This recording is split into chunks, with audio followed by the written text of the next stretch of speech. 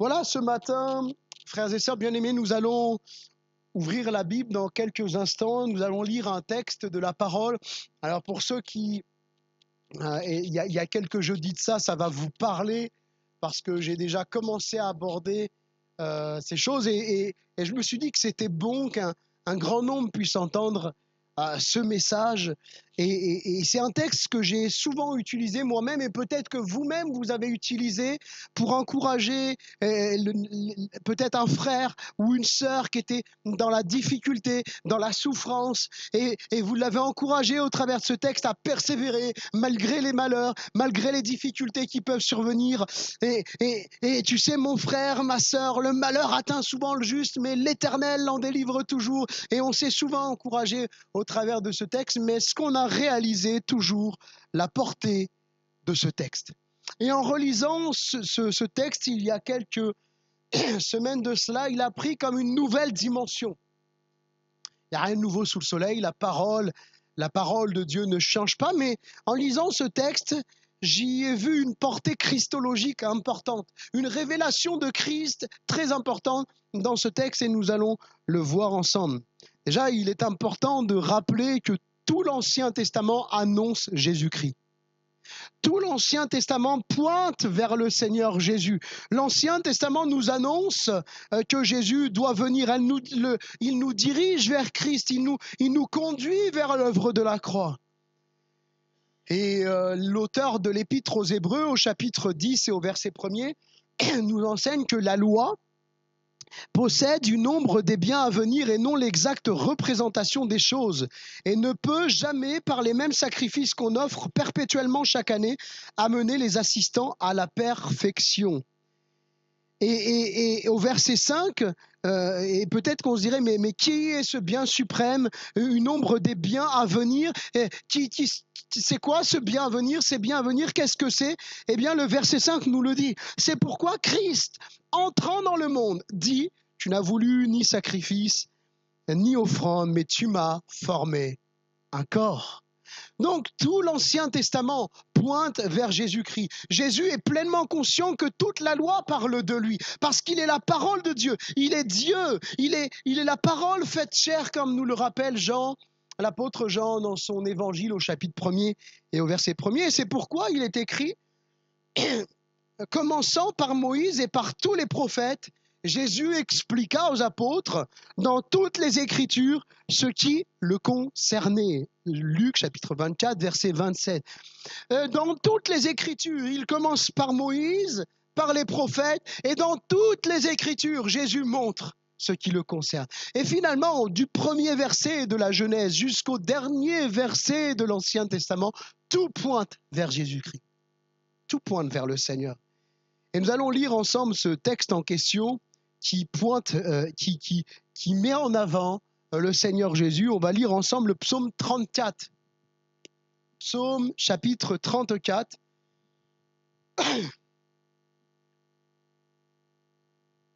Et ça pourrait nous sembler peut-être même étrange.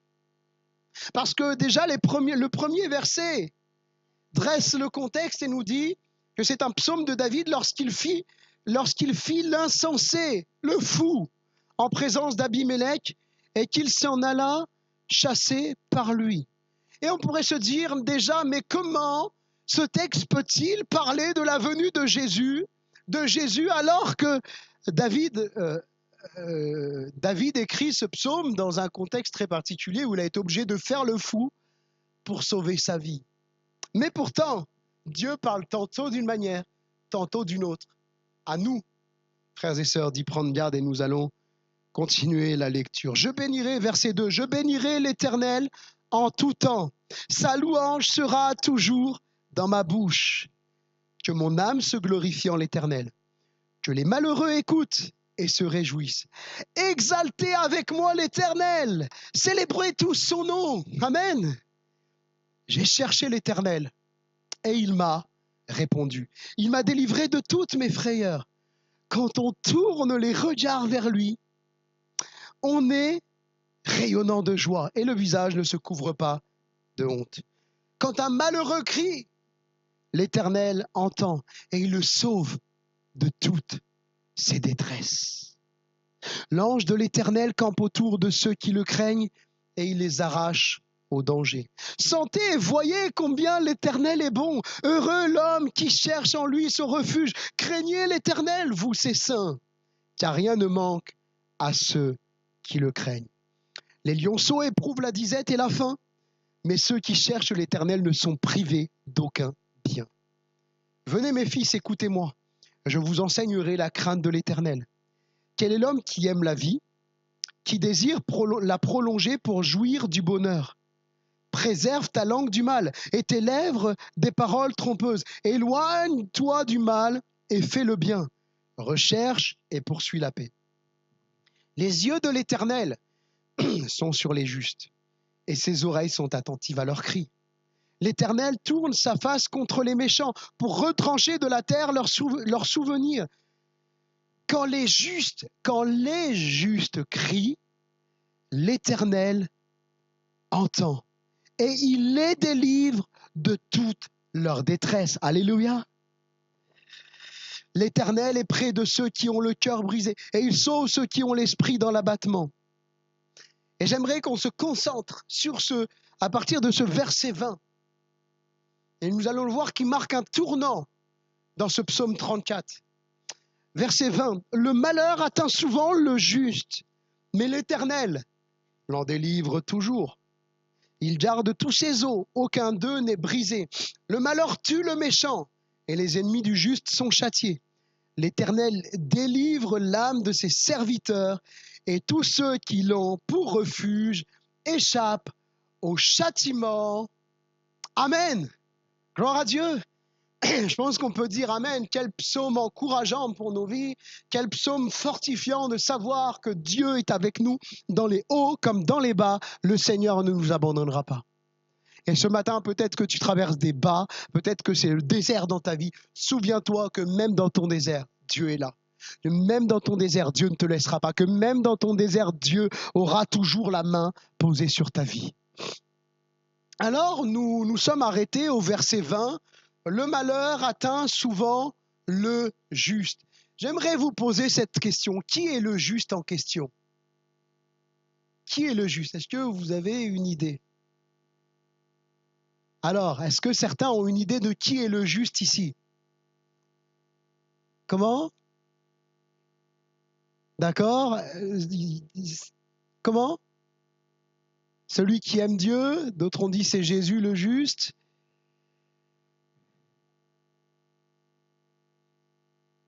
Celui qui veut être juste, celui qui fait la volonté de Dieu. On a plusieurs réponses. Merci pour les réponses de chacun. À première lecture, à chaud, c'est vrai qu'on aurait tendance à répondre, mais le juste, c'est le chrétien. C'est celui qui marche justifié par Jésus, qui marche et qui fait la volonté de Dieu, qui est dans le plan de Dieu. Mais le premier point, c'est que j'aimerais faire avec vous une distinction entre les justes et le juste. Entre les justes et le juste. Et j'ai toujours cru, en lisant ce texte, et j'ai toujours répondu également qu'il s'agissait des chrétiens. Le malheur atteint souvent le juste. Nous qui avons été justifiés par Jésus, nous sommes les justes.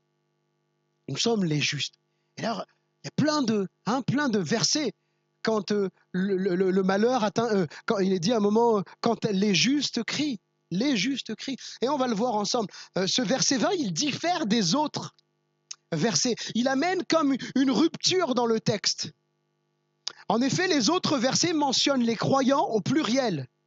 Et je vais relever les exemples les plus explicites avec vous. Je ne vais pas aller dans les petits détails parce qu'il y en a d'autres, mais je vais m'arrêter sur les versets qui ressortent le plus. Au verset 8. Et déjà, il y a quelque chose qui devrait attirer notre attention. Au verset 8, l'ange de l'Éternel. L'ange de l'Éternel, il faut savoir, pour ceux qui ne sont pas familiers de la Bible, l'ange de l'Éternel, aucun ange ne peut se proclamer être Dieu, dire je en parlant de Dieu, etc. Mais l'ange de l'Éternel a, en tout cas, si on ne savait pas qui il était, on pourrait dire il a cette prétention de se prendre pour Dieu. Même à un moment, un des serviteurs de Dieu dans la Bible va se prosterner devant lui et il ne va pas le reprendre. Tous les autres anges, même dans l'Apocalypse, regardez la révélation que l'apôtre Jean va voir dans l'Apocalypse. Il va vouloir se tomber à terre et se prosterner devant l'ange. Et l'ange va lui dire, mais je suis un serviteur comme toi, lève-toi. Et l'ange de l'Éternel, il est différent des autres. Quand vous prenez tous les passages bibliques qui parlent de l'ange de l'Éternel, nous nous apercevons qu'on est en phase de ce qu'on appelle, les Juifs parleront d'une théophanie, parce que les Juifs, bien sûr, renient la divinité de Jésus-Christ, mais nous parlons d'une christophanie, c'est-à-dire une apparition de Christ avant sa venue sur terre, parce que nous croyons que le Christ est éternel. Il n'a ni commencement ni fin. Je ne rentrerai pas dans les détails de la double nature de Christ lorsqu'il va venir s'incarner en tant qu'homme et en tant que Dieu, pleinement homme et pleinement Dieu. Le verset 8, je m'arrête, l'ange de l'Éternel campe autour de ceux qui le craignent et il les arrache au danger. Au verset 10, craignez l'Éternel, vous, ses saints. Vous voyez, c'est au pluriel. Au verset 12, venez mes fils, écoutez-moi. Au verset 16, les yeux de l'Éternel sont sur les justes. Au verset 18, quand les justes crient, l'Éternel les entend et il les délivre de toute leur détresse. Tandis que le verset 20, lui, ne parle pas des justes, mais du juste. Le malheur atteint souvent le juste, et non pas le malheur atteint souvent les justes. Alors si on se posait la question, et on peut se la poser après avoir vu ce point de rupture à partir du verset 20, où il est mentionné le juste et non pas les justes, mais qui est ce juste dont nous parle David ici? Il y a une distinction qui est faite entre les justes et le juste. J'avance dans ce deuxième point, c'est que Jésus est l'accomplissement de l'ancienne alliance. Jésus est l'accomplissement de l'ancienne alliance. C'est à juste titre que nous pouvons interpréter le verset 20 comme désignant Jésus, le juste, parce que le verset 21 vient clairement l'attester. En effet, de vouloir dire que le juste concernerait le chrétien, cela voudrait dire, merci pour le verset, super, cela voudrait dire qu'aucun chrétien ne pourra avoir une fracture. Désolé pour toi, Marie-France, on t'aime bien, mais aucun des chrétiens ne devrait avoir une fracture. Impossible, parce que le juste, il garde tous ses os, aucun d'eux n'est brisé. Vous voyez bien, quand on veut interpréter la Bible, on doit l'interpréter dans son contexte global. On ne peut pas dire, oui, mais ça me concerne, ça me concerne. Il faut vraiment interpréter la Bible dans sa globalité. Donc, qui est ce juste dont il est parlé? Il garde tous ses os, aucun d'eux n'est brisé. Alors, j'ai lu une multitude de commentaires. Une multitude, ça met un grand mot. J'ai lu de nombreux commentaires bibliques sur ce sujet, cherchant des éléments pour voir un peu ce que les commentateurs disaient à ce sujet. Ils mettent souvent l'accent sur le chrétien, comme nous le faisons souvent, sur la délivrance que Dieu accorde. Et en fait, finalement, quand on regarde le psaume 34, on n'a même pas besoin de ce verset pour parler de la délivrance que Dieu accorde aux chrétiens, n'est-ce pas? Tout le psaume 34 s'adresse quasiment aux justes, au pluriel, aux justes, aux chrétiens. Et certes, Dieu prend soin de ses enfants, je suis totalement d'accord avec vous, mais interpréter ce texte comme étant premièrement destiné aux croyants, sans mentionner la portée christologique de ce verset, c'est à mon sens une erreur exégétique, c'est-à-dire une erreur d'interprétation du texte, que moi-même j'ai faite pendant bien des années. Je ne dis pas qu'on peut, mais l'ensemble du psaume 34 nous suffit pour s'encourager finalement. Et je vais faire, c'est ce que je faisais tout à l'heure, certains commentaires vont même jusqu'à dire que les os des chrétiens ne seront pas touchés, vous voyez?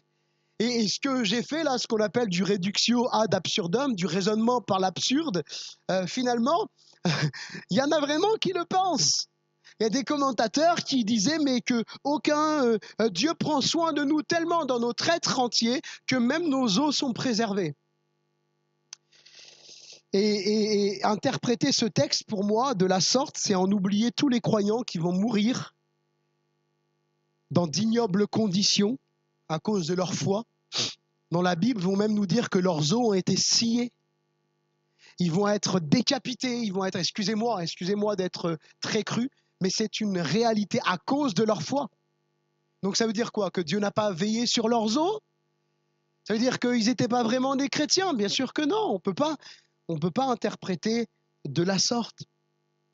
Et l'apôtre Jean va confirmer que ce texte nous parle bien de Jésus, que ce texte était une prophétie christique, parce que lorsqu'il écrira dans Jean chapitre 19, verset 36, ces choses sont arrivées afin que l'écriture fût accomplie. Aucun de ces os ne sera brisé. Les deux brigands sur la croix, on va leur rompre les jambes comme on faisait aux crucifiés, parce que tant qu'ils avaient de la force dans leurs jambes, ils arrivaient à prendre un peu, à appuyer sur leurs pieds pour respirer un petit peu, et à un moment, pour quelque part en terminer rapidement avec eux, on leur rompait les jambes. Donc en fait, tout le poids de leur corps descendait, et ils se trouvaient dans une situation d'asphyxie, et ils mouraient par asphyxie. Mais Jésus, lui, il n'est pas mort par asphyxie. Tout était contrôlé, tout était prophétisé dans la vie de Jésus. De telle sorte qu'ils vont faire quelque chose qu'ils n'avaient pas l'habitude de faire, c'est ils vont percer le côté pour voir s'il était bien mort, s'il réagissait ou pas. Et ça vient contredire, vous savez, même certains, dans certaines religions, et notamment dans l'islam, il y a toutes sortes de traditions, d'histoires qu'on raconte qui ne se trouvent pas dans le Coran. C'est du bouche à oreille et du on a dit. Et notamment, certains ont dit que non, Jésus n'était pas vraiment mort, il était tombé dans une sorte d'endormissement, etc. Imaginez-vous de vous prendre un grand coup de lance bien tranchant sur le côté. S'ils étaient endormis, ça réveille rapidement, non, n'est-ce pas? La Bible nous dit, et nous, notre foi, elle est basée dans la parole de Dieu. La Bible nous dit que Jésus est mort sur la croix et qu'aucun de ses os ne va être brisé, contrairement aux autres crucifiés.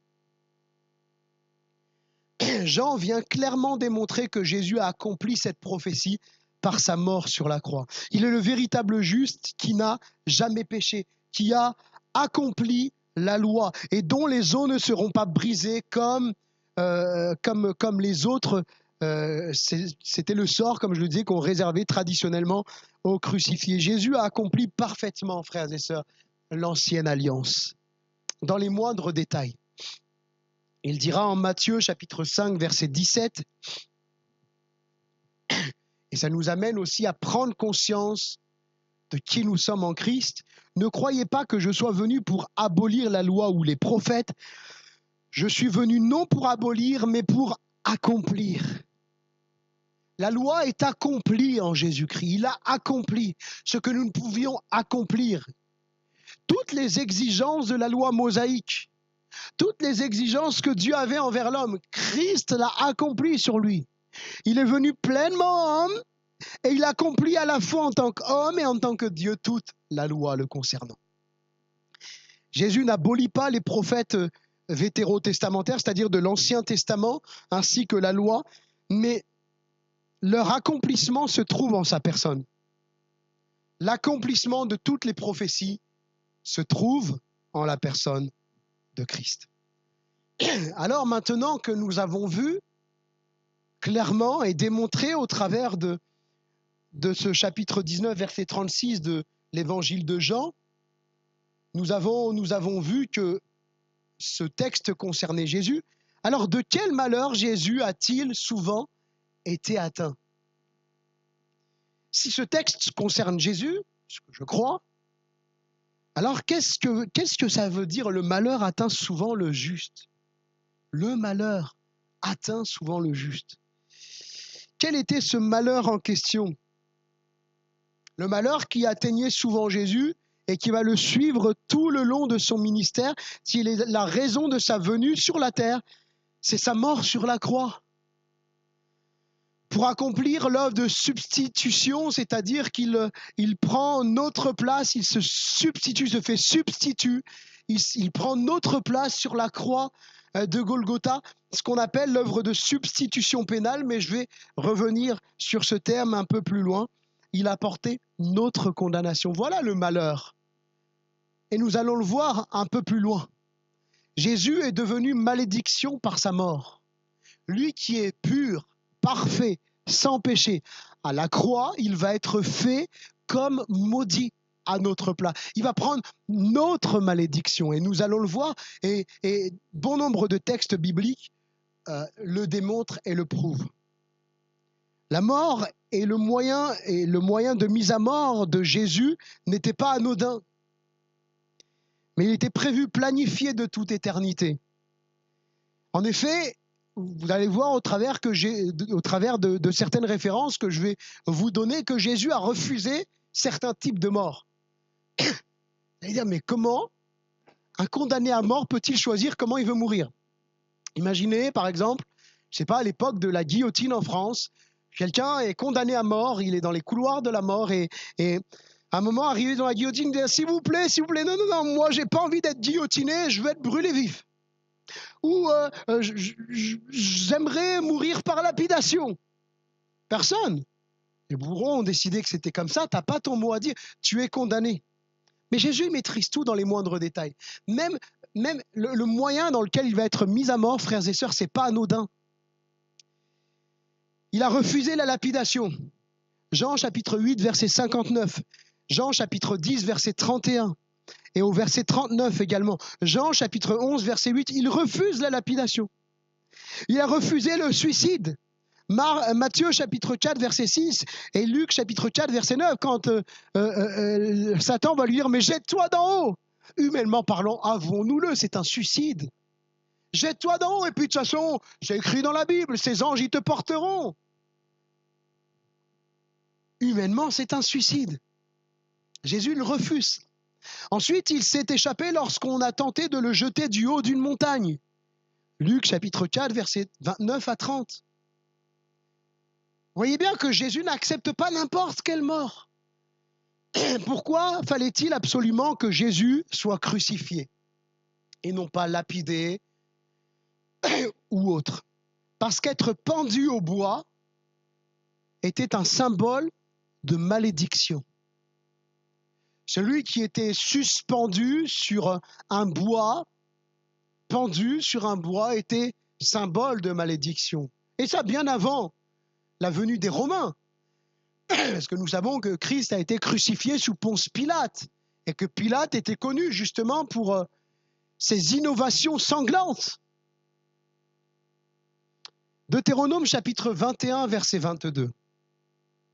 C'est Dieu qui parle et qui dit « Si l'on fait mourir un homme qui a commis un crime digne de mort et que tu l'aies pendu à un bois, son cadavre ne passera pas la nuit sur le bois, mais tu l'enterreras le jour même, car celui qui est pendu est un objet de malédiction auprès de Dieu.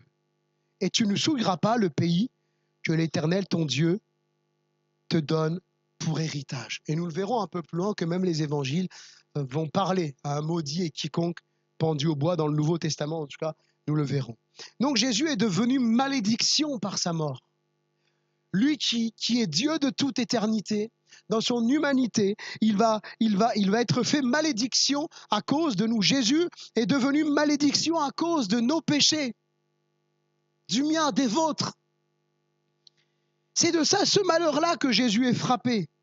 Ce texte de Deutéronome, voilà, c'était pas dans les évangiles, c'est dans Galates, chapitre 3, verset 13. Il va être repris par l'apôtre Paul.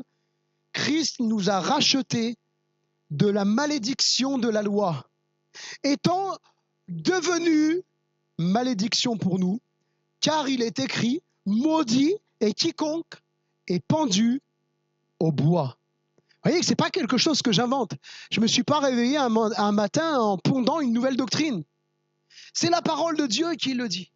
Et l'apôtre Paul enseigne les Galates en leur disant que Christ a été fait malédiction pour notre rachat, pour notre rédemption, pour notre purification. Il va prendre notre malédiction. Alors le malheur qui a souvent atteint Jésus, le véritable juste, dont Jean nous parle dans sa première épître, 1 Jean chapitre 2 verset 1, nous avons un avocat auprès du Père, Jésus-Christ le juste. Alléluia. C'est qu'il est venu, le malheur atteint souvent le juste, c'est qu'il est venu pour prendre notre malédiction. Il est devenu malédiction pour que nous soyons déclarés justes. Il a été fait injuste, de juste qu'il était pour que nous soyons déclarés justes. Il est juste de toute éternité, Jésus. Mais sur la croix, il prend notre injustice. Il prend notre péché, notre malédiction. J'en arrive à ce point dont je vous parlais tout à l'heure de l'œuvre de la substitution pénale de Christ.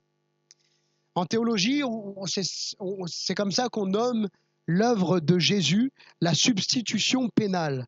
Alors à quoi se réfère cette doctrine? Il y a substitution pénale lorsque quelqu'un se substitue légalement à un autre pour porter à sa place le châtiment mérité par ce dernier, alors qu'il n'a pas mérité pour lui-même ce châtiment. Il s'agit d'une substitution parce qu'il prend leur place, se substitue à eux. Jésus se fait comme notre représentant. C'est comme si nous étions condamnés à mort. Nous nous approchons de la guillotine ou ce que vous voulez, de la chaise électrique, ce que vous voulez. Et il y a quelqu'un qui s'approche. Non, j'y vais à sa place. J'y vais à sa place. Et c'est ce que Jésus va faire. Imaginez que vous soyez endetté jusqu'au cou. Vous êtes endetté jusqu'au cou, vous êtes en interdit bancaire. C'est vraiment la misère de misère. Et vous devez vous présenter devant le juge parce qu'il y a eu des plaintes, parce que voilà, vous n'avez pas remboursé vos créanciers, vous vous retrouvez devant un juge. Et un homme que vous ne connaissiez pas jusqu'alors, parce que nous ne connaissions pas Dieu, nous étions sans espérance et sans Dieu, la Bible nous dit. Un homme se lève au milieu des jurés, au milieu des gens qui sont là, et qui dit non, c'est pas lui qui vient à la barre, c'est moi qui viens. Je reconnais que toutes ces dettes, vous les mettez sur moi.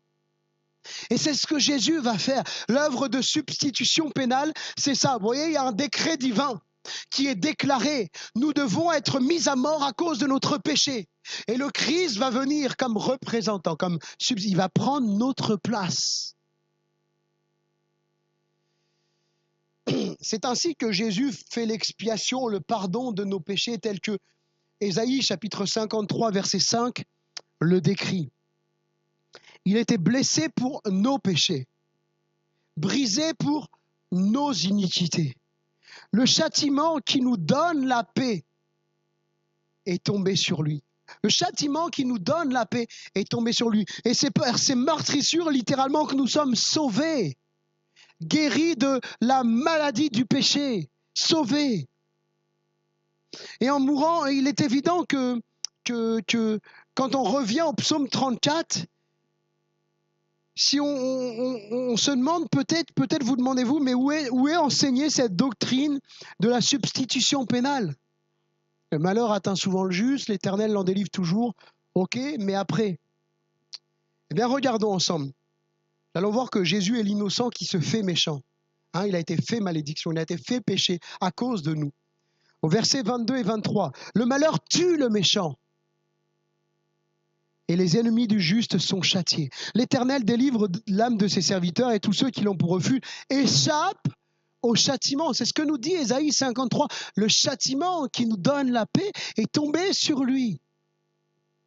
Et il est évident que Jésus n'était pas méchant.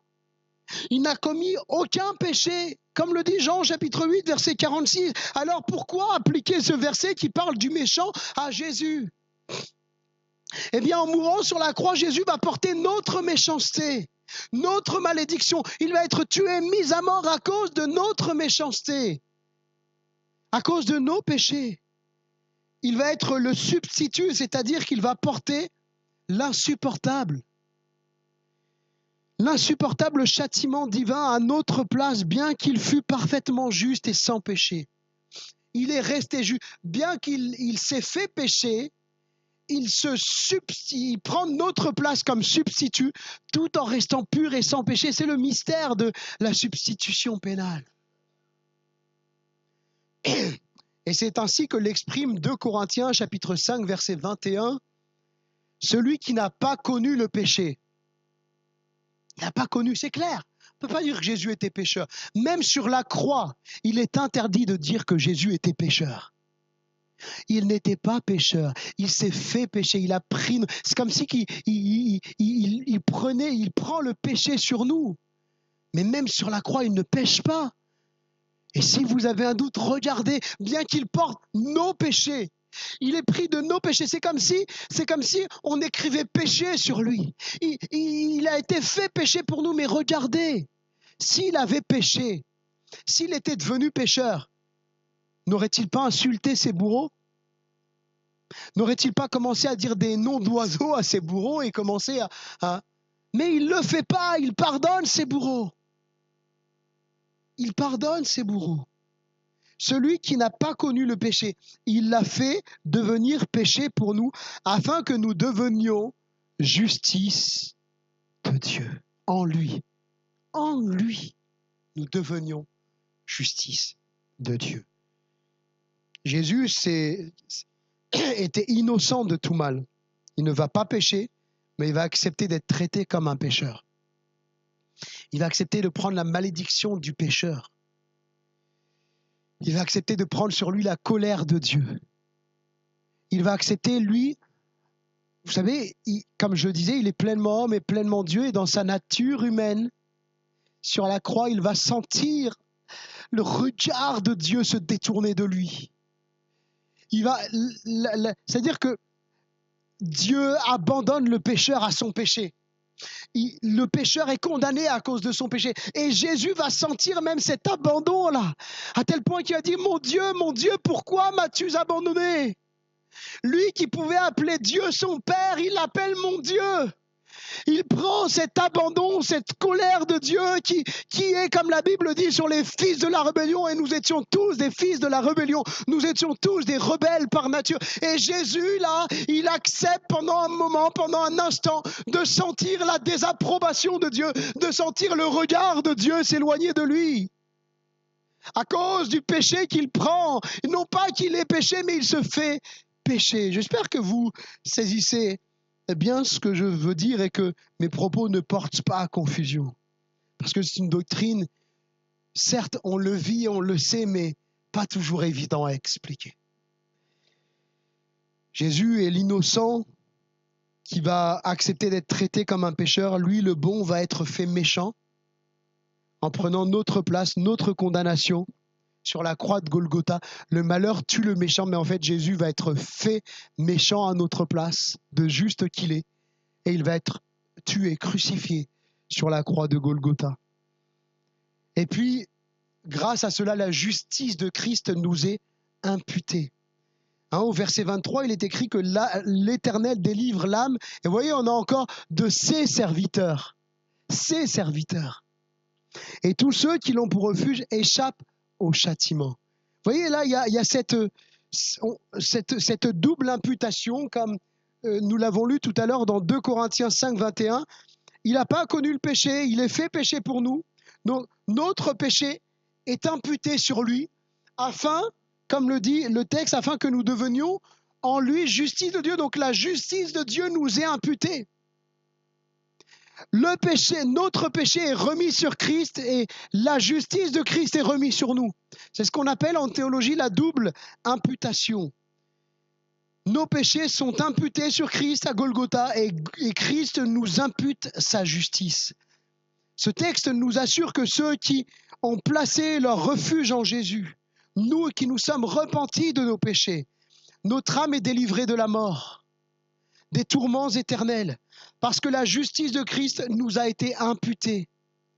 Ceux qui l'ont pour refuge échappent au châtiment. Ainsi, nous ne sommes plus déclarés pécheurs, mais justes par Jésus. Celui qui est en Christ, il ne pratique plus volontairement le péché. Il ne prend plus plaisir dans le péché. Oui, on bronche tous d'une manière ou d'une autre, mais notre volonté, c'est pas de rester dans notre péché. Et quand quelqu'un a cette volonté de rester dans son péché et s'y accroche, il doit se poser des questions. Vraiment, vraiment, vraiment, vraiment, il doit se poser des questions. Parce que le chrétien ne se plaît pas dans son péché. Le véritable chrétien né de nouveau, je parle du véritable chrétien né de nouveau, en qui Christ vit. Christ a mis en lui le vouloir et le faire divin, selon son bon plaisir. Donc la volonté, le vouloir du chrétien, c'est plus de rester dans son péché, mais c'est de s'en détourner. Et des fois, il va se battre, il va se débattre contre son péché. Des fois, ça va être long, pénible, mais il a cette volonté, il est déterminé, il veut plus pécher, il en a assez de péché. Il a en horreur le péché. C'est ça qui démarque le vrai chrétien du faux chrétien.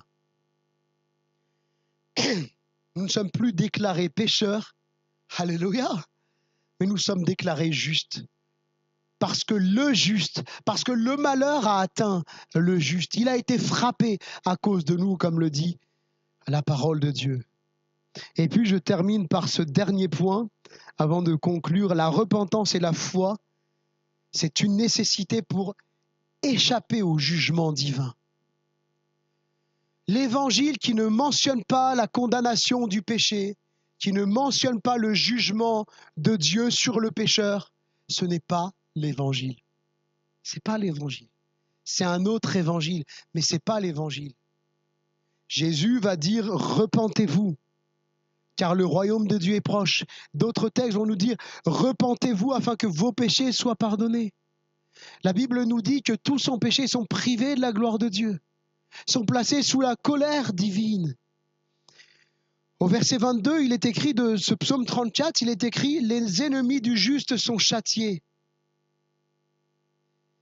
Et au verset 23, que tous ceux qui l'ont pour refuge échappent au châtiment. Les ennemis du juste sont châtiés. Mais c'est qui les ennemis du juste? C'est en réalité chacun d'entre nous qui vivons loin de Dieu. Parce que la Bible nous enseigne que nous sommes tous pécheurs, comme je le disais dans Romains chapitre 3, verset 23, tous ont péché et sont privés, séparés de la gloire de Dieu. Et donc nous sommes ennemis de Dieu à cause de notre péché. Je vous donne quelques références à la volée, nous n'aurons pas le temps de les lire, mais vous trouverez ça dans Colossiens, chapitre 1er, verset 21, et au chapitre 3, verset 6. La Bible dit que celui qui pêche est du diable. 1 Jean, chapitre 3, verset 8. Et le diable est ennemi de Dieu, donc nous sommes ennemis de Dieu. Nous qui vivons sans Jésus, nous qui ne nous sommes pas repentis de nos péchés, ceux qui ne se sont pas repentis de leurs péchés vivent loin de Dieu et sont comme ennemis de Dieu. Et donc les ennemis du juste sont châtiés. Le jugement de Dieu repose sur ceux qui ne veulent pas de lui, ceux qui restent dans leurs péchés, ceux qui ne veulent pas se repentir. Le jugement de Dieu demeure sur eux. Et c'est une réalité. Le salaire du péché, c'est la mort. Et de quelle mort? Il est parlé de la mort éternelle, de l'enfer. Donc tous ceux qui ne se sont pas repentis de leur péché sont destinés à l'enfer. Leur destination, c'est l'enfer. Et il n'y a pas d'autre chemin possible. Jésus va dire que spacieux et large est le chemin qui mène à la perdition, à l'enfer. Il est grand ce chemin-là. C'est le chemin des plaisirs, le chemin de je fais ce que je veux, le chemin de j'ai pas besoin de Dieu, le chemin de je suis mon propre Dieu, le chemin de ni Dieu ni maître. Il est large ce chemin. Et beaucoup de pécheurs s'y sentent bien. On est bien dans ce chemin, c'est super.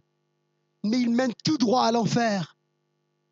Par contre, Jésus dit qu'il est resserré, il est petit le chemin qui mène à la vie éternelle. Et il y en a peu qui le trouvent. Et Jésus nous a donné le chemin. Il a dit, je suis le chemin, la vérité et la vie. Nul ne vient au Père que par moi. Alors comment ne plus être ennemi de Dieu? Parce que Jésus est venu sur la croix, comme je l'ai dit tout à l'heure, pour mourir à la place des ennemis de Dieu. Il est venu pour mourir à notre place, à ta place, à la mienne. Il a pris ton péché, mon péché. Et j'aimerais m'adresser ce matin à quelqu'un qui n'a pas encore fait la paix avec Dieu. Tu ne sais pas de quoi demain sera fait. tu ne sais pas de quoi demain sera fait. Peut-être que tu vas sortir de cette église, tu vas rentrer chez toi et demain tu ne te réveilleras pas. J'aimerais te poser cette question. Tu vas dire quoi à Dieu en arrivant dans l'éternité? Je ne savais pas. Dieu te rappellera ce que tu as entendu ce matin. Qu'est-ce que tu vas bien pouvoir... Ah mais Seigneur, tu sais, j'ai fait de bonnes œuvres. La Bible dit que ce n'est pas par les œuvres afin que personne se glorifie. Mais Seigneur, tu vois, c'est pas de ma faute, c'est tous sont péchés. Tu as donc péché. Qu'est-ce que tu vas dire devant Dieu? Ce matin, Dieu t'interpelle. Comment ne plus être ennemi de Dieu? Comment avoir Jésus pour refuge? Comment l'avoir pour refuge? Eh bien, la Bible nous le dit. Premièrement, avoir la foi. Marc chapitre 16, verset 7. Celui qui croira et qui sera baptisé sera sauvé. Celui qui ne croira pas sera condamné. Croire, avoir la foi en Jésus. Et c'est la foi en Jésus qui sauve. Éphésiens chapitre 2, verset 8 dit que c'est par grâce que nous sommes sauvés par le moyen de la foi. Et ce n'est pas par les œuvres, ça ne vient pas de nous, c'est le don de Dieu. Donc c'est la foi qui sauve, la foi en Jésus, la foi dans l'œuvre de ce que Jésus a fait, de ce que Jésus a pris notre péché sur la croix. Lui, le juste, il a été frappé de notre malheur à nous. Je réalise ça, je réalise que c'est moi qui aurais dû être cloué, c'est moi qui aurais dû être condamné, et j'aurais dû aller en enfer à cause de mon péché. Et je place ma foi en Jésus. Et la foi qui sauve, et le fait de... c'est la foi en Jésus qui sauve. Et le fait de ne pas croire, comme le dit Marc 16, nous condamne. C'est le fait de ne pas avoir la foi qui nous condamne. Et cette foi, elle n'est pas active, elle n'est pas passive, pardon. C'est pas, vous savez, ça n'existe pas, ceux qui disent « moi, je suis croyant, mais pas pratiquant ». Ça n'existe pas. C'est comme si que vous disiez « moi, je suis boulanger, mais je ne fais pas de pain.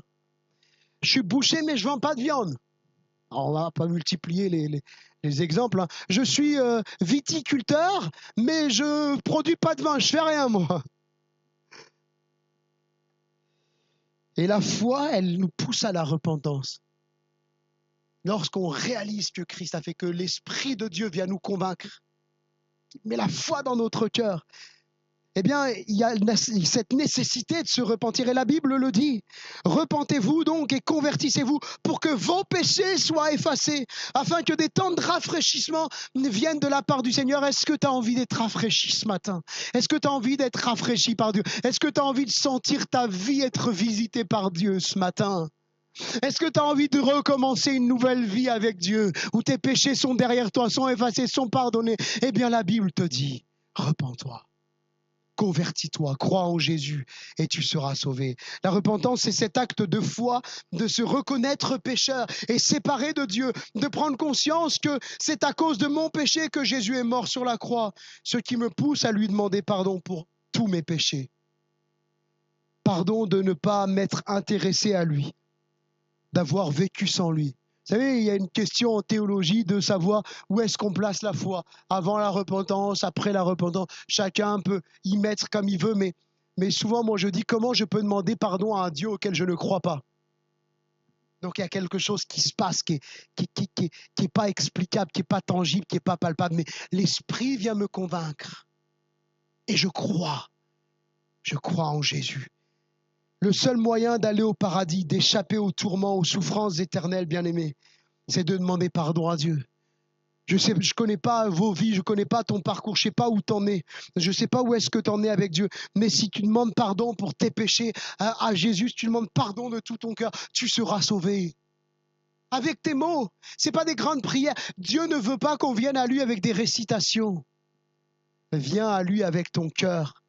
Demande-lui pardon pour tes péchés. Et comment vivre avec Jésus? Eh bien, c'est en lui parlant chaque jour, en lisant sa parole qu'est la Bible. Et il nous parle au travers de sa parole, en obéissant bien sûr à la volonté de Dieu décrite dans la Bible. Et puis il y a aussi bien sûr cette part de se réunir en tant que frères et sœurs. Ça fait du bien la communion fraternelle. Il y a ici une église où on peut se retrouver, prier ensemble. Et je termine. Pour ne pas être plus long, le verset 23 se met à nouveau à parler des justes et non plus du juste en mentionnant que Dieu délivre l'âme de ses serviteurs. Dieu nous délivre et Dieu nous a délivrés à la croix.